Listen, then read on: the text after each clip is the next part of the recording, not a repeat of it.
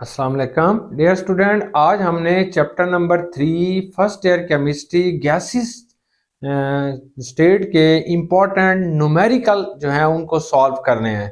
सबसे पहले हमने एग्जांपल नंबर 7 को सॉल्व करते हैं, फिर इससे रिलेटेड जो प्रॉब्लम्स हैं न्यूमेरिकल्स हैं एक्सरसाइज वाले उन्हें सॉल्व करेंगे। तो हमारा जो एग्जांपल नंबर 7 है वो ये है कि हमारे पास दो गैसेस हैं। एक गैस जो है वो हमने एक सिलेंडर में ली हुई है, वो हाइड्रोजन गैस है, और दूसरी गैस जो है वो अननोन गैस है। अब हमारा क्वेश्चन ये है कि ये जो हाइड्रोजन गैस होती है ये अननोन गैस के मुकाबले में 4 गुना ज्यादा रेट ऑफ डिफ्यूजन है, यानी ये तेजी से 4 गुना ज्यादा रेट ऑफ डिफ्यूजन शो करती है हाइड्रोजन गैस। तो वो जो अननोन गैस है उसका मॉलिक्यूलर मास क्या होगा? वेरी सिंपल सा क्वेश्चन है। अब हम जानते हैं कि rate of diffusion of unknown gas क्या होगा, वो 1 होगा, और rate of diffusion of hydrogen gas क्या होगा, RH2, ये 4 होगा, क्योंकि हाइड्रोजन गैस अननोन गैस के मुकाबले में 4 गुना ज्यादा रेट ऑफ डिफ्यूजन शो कर रही है। तो हम जानते हैं कि molar mass of hydrogen gas क्या होता है, ये 2 ग्राम पर मोल है। अब हमने फाइंड आउट क्या करना है कि calculate the molar mass of unknown gas, यानी MX जो गैस है उसका मॉलिक्यूलर मास या मोलर मास क्या होगा, ये हमने कैलकुलेट करना है। According two grams law of diffusion and diffusion हम जानते हैं कि rate of diffusion of hydrogen, या हम ऊपर लिखेंगे rate of diffusion of unknown gas, molecular mass of unknown gas divided by molecular mass of hydrogen gas, और इसका आपने अंडर रूट ले लेना है। अब इस अंडर रूट को खत्म करने के लिए वो taking square on both side, दोनों तरफ हम स्केयर ले लेंगे। तो हाइड्रोजन का जो रेट ऑफ डिफ्यूजन है वो 4 है, और जो अननोन गैस है उसका जो रेट ऑफ डिफ्यूजन है वो 1 है। तो ये स्केयर आ जाएगा, इसका स्केयर और ये जो अंडर रूट है ये कैंसिल हो जाएंगे, ये mx/2 हो जाएगा, क्योंकि मोलर मास हाइड्रोजन का 2 है, अननोन का हमने मालूम करना है। तो ये 16 हो जाएगा जब आप 4 का स्केयर लेंगे, और इस तरीके से molar mass of unknown gas क्या होगा, 16 मल्टीप्लाई बाई 2, ये 32 ग्राम पर मोल हो जाएगा। तो वो जो अननोन गैस है उसका मॉलिक्यूलर मास 32 ग्राम पर मोल होगी। May be it is A oxygen, क्योंकि ऑक्सीजन का मोलर मास भी 32 होता है। अब हमने इसी चैप्टर के न्यूमेरिकल या प्रॉब्लम सॉल्व करते हैं। तो पहला प्रॉब्लम जो रेट ऑफ डिफ्यूजन से रिलेटेड है वो प्रॉब्लम नंबर 21 है। इसके 3 पार्ट हैं। अब हम यहाँ पे एक पार्ट हल करेंगे, बाकी 2 आप खुद कॉपी पेन से निकालेंगे और आप खुद सॉल्व करेंगे अपनी बुक को देख के। अब इस न्यूमेरिकल का गिवन डाटा क्या है कि हमारे पास 2 गैसेस हैं, एक गैस A है और दूसरी गैस जो है वो B है। क्योंकि ये जो फार्मूला होता है ये 2 तरह से हम अप्लाई करते हैं ग्राम्स लॉ को, या मॉलिक्यूलर मास के लिहाज से देखते हैं या उनकी डेंसिटीज के लिहाज से देखते हैं। तो ये भी सेम बिल्कुल वैसे ही है, लेकिन यहाँ पे आपने मॉलिक्यूलर मास को नहीं लेना, बल्कि आपने उनकी रिलेटिव डेंसिटीज को जो है वो हम लेते हैं। तो हम जानते हैं कि rate of diffusion of gases are inversely proportional to the square root of their densities. अब हमारे पास 2 गैसेस हैं, एक गैस A है और इसकी जो relative density of gas A होगी वो 1 है, और जो गैस B है दूसरी गैस है उसकी जो relative density of gas B जो होती है दैट इज इक्वल टू 1.5 है। अब जो रेट ऑफ डिफ्यूजन है या वॉल्यूम ऑफ गैस A जो डिफ्यूज करती है वो 150 डेसीमीटर क्यूब है, यानी वो 150 जो है उसका रेट ऑफ डिफ्यूजन होगा गैस A का। हमने बताना क्या है कि rate of diffusion of gas B हमारे पास क्या होगा वो हमने कैलकुलेट करना है। बिल्कुल ये वैसा ही है जैसे ये एग्जांपल है, यहाँ पे मॉलिक्यूलर मास लिया गया, यहाँ पे आपने डेंसिटीज ले लेनी है, बाकी सब वही है। हम जानते हैं कि rate of diffusion of gas B divided by rate of diffusion of gas A is equal to the relative densities of gas A divided by relative of densities of gas B। अब हमने जानते हैं कि जो gas A है इसका rate of diffusion जो है वो 150 है, यहाँ पे 150 लिखेंगे। डेंसिटी ऑफ गैस A जो है वो 1 है, डेंसिटी ऑफ गैस B जो है ये 1.5 है।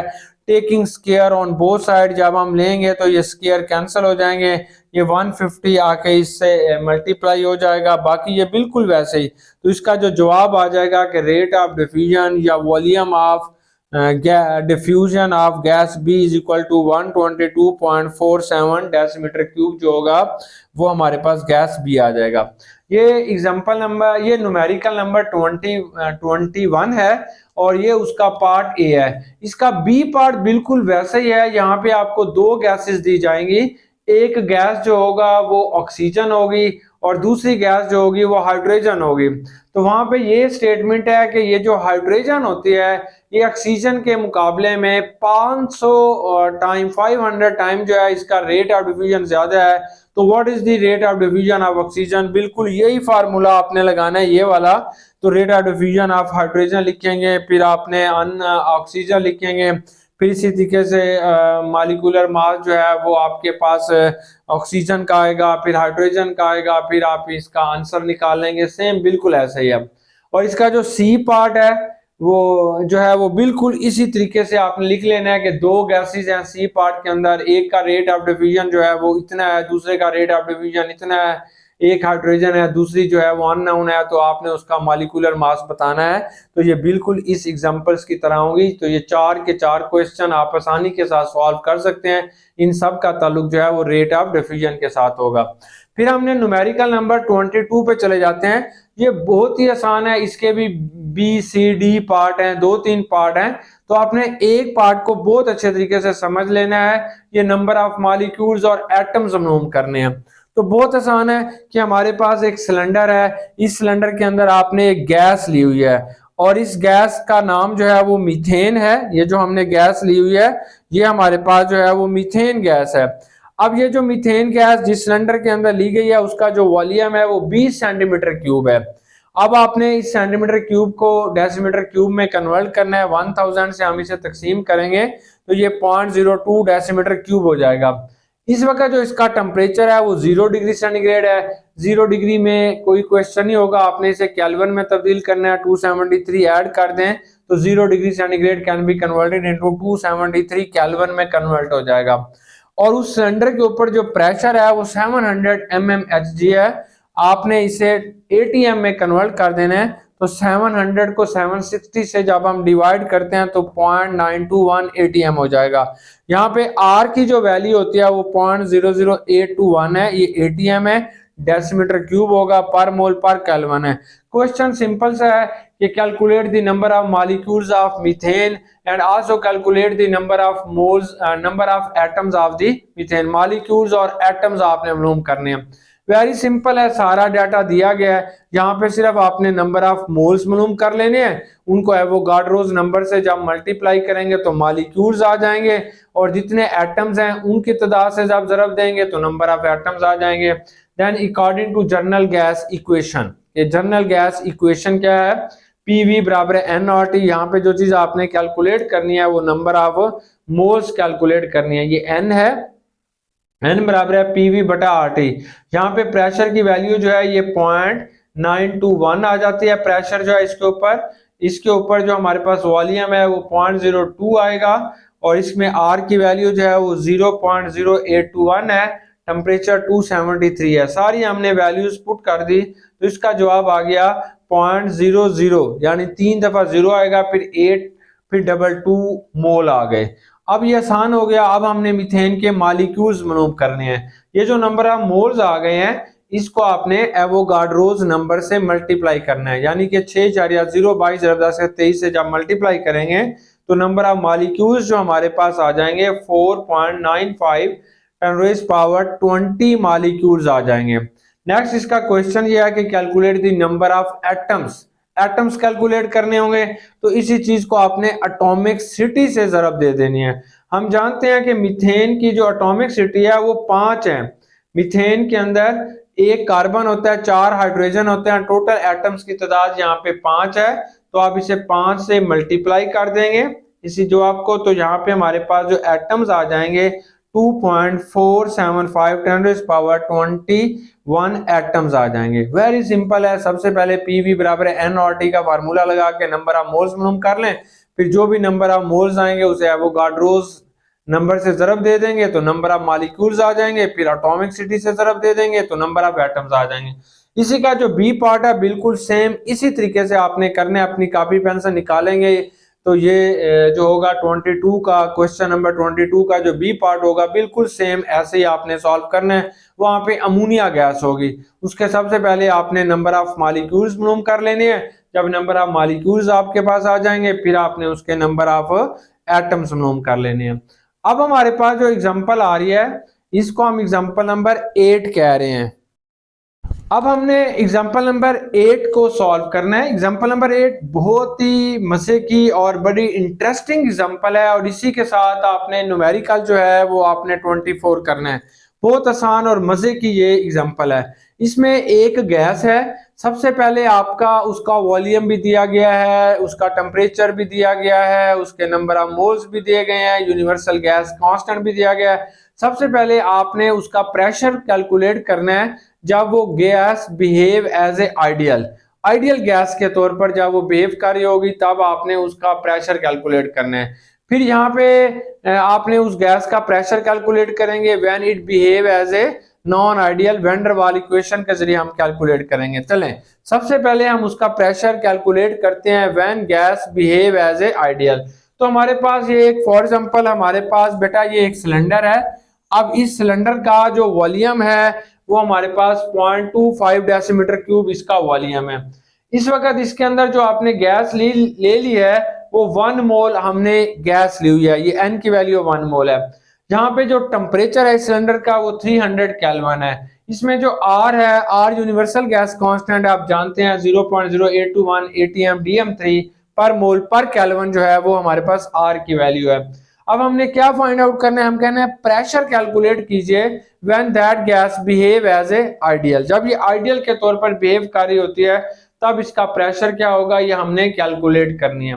बिल्कुल सेम यही है बाई यूजिंग दिस फार्मूला कि पी वी बराबर है एन आर टी के, पी को यही रहने देंगे एन आर टी बटा V. For example that gas is a methane, ammonia कुछ भी है। अब इसका हम प्रेशर कैलकुलेट करेंगे by putting the values of N R T और वी की वैल्यूज आपने पुटअप की तो इसका जवाब जो है 98.5 एटीएम आ गया। ये इसका प्रेशर आ गया when that gas behave as a ideal. अब हमने इसका प्रेशर कैलकुलेट करना है when that gas behave as a non ideal. तो नॉन आइडियल के लिए हम we can use the van der Waal equation, जहां पे हमारे पास ए और बी की दो वैल्यूज आ जाते हैं बस। अब when gas behaving as a non ideal तो हमें van der Waal equation use करनी होगी। यहाँ पे हमारे पास जो ए की वैल्यू आ जाती है यानी कोफिशिएंट ऑफ अट्रैक्शन की जो वैल्यू आ जाती है 2.253 एटीएम DM6 पर मोल स्केयर के बराबर जो है वो हमारे पास इसकी ए की वैल्यू होती है। और जबकि कोफिशिएंट ऑफ वॉल्यूम की जो बी की वैल्यू होती है 0.0428 DM3 पर मोल आ जाएगी। अब देखिए हमारे पास जो है वैन डर वाल इक्वेशन क्या होती है हम जानते हैं, प्रेशर बराबर है AN square over V square आ जाएगा ये वाला, V माइनस NB आ जाएगा बराबर है NRT। ये वैल्यू हमेशा सेम रहती है NRT के। अब हमने क्या किया कि ये वाली रकम यहीं रहने दी, V माइनस NB को NRT के नीचे लिख दिया। ये वाली इक्वेशन हमारे पास बन गई। P बराबर है AN square over V square बराबर है NRT divided by V minus NB के। अब हमने क्या करना है, ये P को यहीं रहने दें प्रेशर को, और ये वाली वैल्यूज इधर जाके नफी हो जाएगी। यानी P बराबर है NRT बटा V माइनस NB के minus AN square over V square, ये हमारे पास आ जाएगा।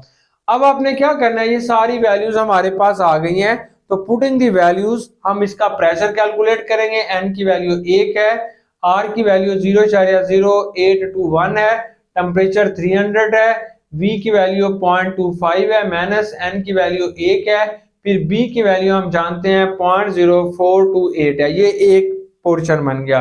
अब सेकंड क्या होगा, यहाँ पे A की वैल्यू 2.253 है, N की वैल्यू हम जानते हैं 1 है, ये 0.25 आ गया। अब इस सारे डाटे को जब हमने हल किया तो 24.63 आ गया, नीचे वाला जवाब 0.207, ये 2.253 वैसे का वैसे है, ये 0.0625। अब इसको डिवाइड किया तो 118.99, ये 36.05, इसको निकाला तो 82.94 एटीएम आ गया। ये तब था when a gas behave as a real gas, non ideal gas के तौर पर जब ये बिहेव करती है तो इसका प्रेशर जो है वो 82.94। अब हमारे पास जो आइडियल प्रेशर था वो, और जब ये रियल गैसेस के तौर पर जो है वो बिहेव कर रही होते हैं, उसमें से इसको आपने निकाल देंगे तो प्रेशर कितना कम हो जाएगा। ये 98.5 ये वो प्रेशर है when gas behave as a ideal. जब ये आइडियल के तौर पर बिहेव कर रही थी तो 98.5 इसका प्रेशर आ गया। जब ये गैस जो होती है रियल गैस के तौर पर, नॉन आइडियल गैस के तौर पर बिहेव कर रही है, तब इसका जो आंसर है ये 82.94 आ गया। जब आप इसको निकाल देते हैं तो हमारे पास जो जवाब है ये 15.56 एटीएम जो है ये लेसर इन प्रेशर आ जाएगा। यानी यहाँ पे जो हमारे पास वैल्यूज आ रही हैं वो ए और बी की आ गई हैं। अगर हमारे पास ए और बी की वैल्यू जितनी कम होती जाएगी वो गैस उतनी आइडियल होती चली जाएगी। फॉर एग्जाम्पल अगर इस केस के अंदर ए और बी की वैल्यू हम जीरो करते हैं फिर क्या होता है। अगर बेटा यहाँ पे ए की वैल्यू जीरो रखोगे, ये जीरो, ये सारी रकम जीरो हो जाएगी। अगर बी की वैल्यू जीरो करोगे तो ये एन बी, ये रकम भी जीरो हो जाएगी। तो बाकी क्या बच जाएगा, पी बराबर N R T over V के। तो ये आइडियल गैस वाली इक्वेशन बन जाएगी। तो ए और बी की वैल्यू जितनी कम होती चली जाएगी वो गैस उतनी ज्यादा जो है वो आइडियल होती जाएगी।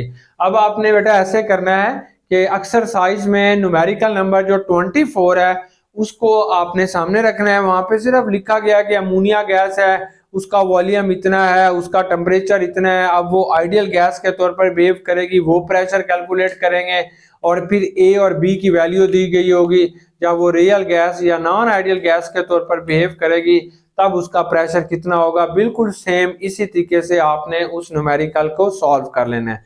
थोड़ी सी आप प्रैक्टिस करेंगे, इनको बार बार करेंगे तो इंशाल्लाह ये सब न्यूमेरिकल आपको बहुत अच्छे तरीके से आ जाएंगे।